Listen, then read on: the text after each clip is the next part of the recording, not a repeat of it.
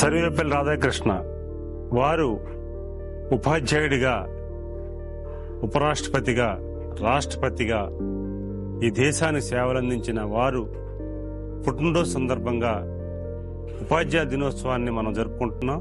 పుట్టినరోజు సందర్భంగా చేసుకునే కార్యక్రమానికి ఉపాధ్యాయ వర్గానికి, ఉపాధ్యాయుడంటే విద్యార్థుల్ని జ్ఞానాన్ని ఇవ్వడమే కాదు, ఈ సమాజానికి ఒక బాధ్యతను పెంచే సమాజంలో చాలా కీలకమైన వ్యక్తులు.